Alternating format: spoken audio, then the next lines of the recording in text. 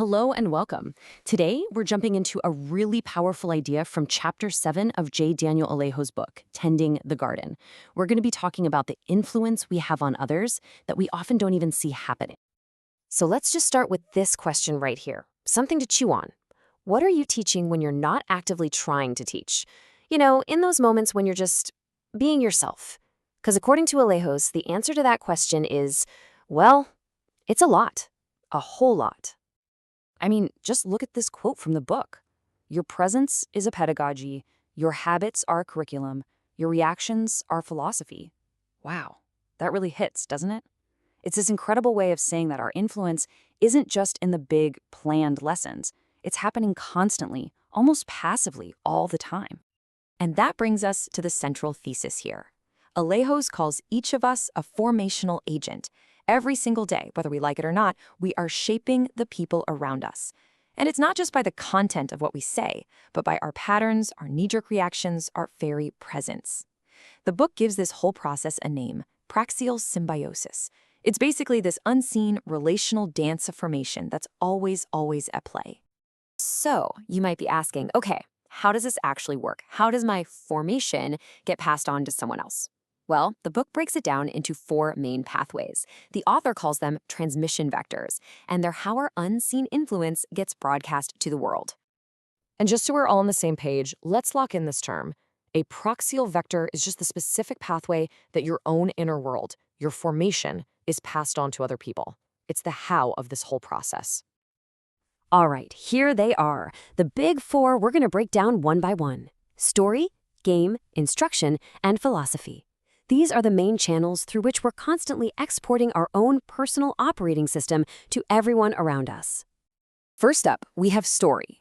This one is huge. The idea here is that stories do way more than just entertain. They actually transmit identity. The narratives we tell, even the really casual ones, are literally assigning roles to ourselves and to everyone else in our lives. And you can see this play out everywhere, right? Think about it. When you tell a story and say, "Ugh, I always mess things up," you're not just stating a fact, you're casting yourself in the role of the screw-up. When you say, "My coworker is an idiot," you've just handed them a script. And this is so powerful with our kids. If we say, "Oh, she's the dramatic one," we're handing her a label that she might just decide to wear. And that's the bottom line right here, pulled straight from the source. You are never just telling a story. You are giving people a role to play. Our words create a stage, and the people around us can feel this subtle pressure to step into the part we've written for them. Okay, vector number 2 is what Alejo's calls the game. This is all about incentives. It's about how we teach people how to win with us. And we do it through what we reward, what we let slide, and maybe most importantly, what we completely ignore. And we're all running these little games without even realizing it. At home, if a kid only gets your undivided attention when they're acting out, they quickly learn the rule of the game is misbehavior gets connection. Or in a friend group, if the energy only picks up when someone starts dishing out gossip, the whole group learns that gossip is currency here. At work, if you only praise the final numbers and never ask how they got there, the team learns the game is results matter, but integrity, not so much. Which leads to this incredibly sharp insight from the book. People will play whatever game your life actually rewards. It doesn't matter what the official rulebook says. People are smart. They're watching the real scoreboard of your attention and your approval. All right, on to our third vector, instruction. Now, this isn't about giving a lecture or writing on a whiteboard. This is about demonstration. It's about the fact that people are always watching how you handle life, especially when you're under pressure. And they are taking notes. They're filing it away as, "Oh, so this is how you're supposed to be a person." And this is where that gap between what we say and what we do becomes so important. You say honesty is a virtue, but then you embellish the story to make yourself look a little better. You talk all day about patience, but the second you get stressed, you snap. You talk about the beauty of forgiveness, but then give someone the silent treatment for 3 days.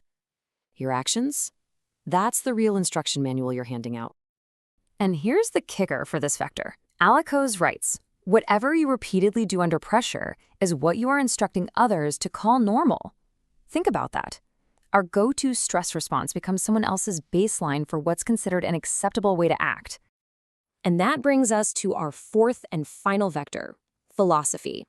This one's deep. This is about how we transmit the very frame through which people see the world. Our casual comments, our off-the-cuff jokes, our gut reactions, they are broadcasting our entire worldview 24/7. You know those little phrases we toss around? Trust no one, money talks. They seem small, but they're like little worldview grenades. They lodge in people's minds. Or think about your reaction when someone gets vulnerable with you. Do you kind of brush it off and change the subject, or do you meet them right there with genuine care? In that moment, you're teaching them whether emotional depth is dangerous or if it's safe. You're showing them what kind of world you actually believe in. And this quote just perfectly captures the power of this vector. You're not just sharing your opinion. As Alejo says, you teach what kinds of thoughts are allowed to feel sane in your presence. Wow, you're literally creating the philosophical air that people breathe around you. So after all that, you might think it's just about what we say and do. But the author makes it really clear that our very presence, or on the flip side, our absence, is a huge formational force all by itself. Just look at this contrast here. Presence is when you give someone your full, undivided attention.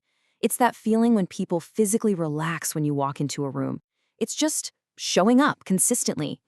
Absence, though, that teaches its own lessons. It teaches people that you're always too busy for them, that you disappear when things get tough, that they're a tool to be used, not a person to be with. The message is just as loud, it's just delivered through a void. And this is a tough one to swallow from the text. There's no such thing as a neutral mode. All that time you're just scrolling on your phone or half listening to a conversation or being kind of sarcastic and checked out. Yeah, that's not neutral. That's a template. That's a model for how to be that someone else is watching, and they just might decide to copy it.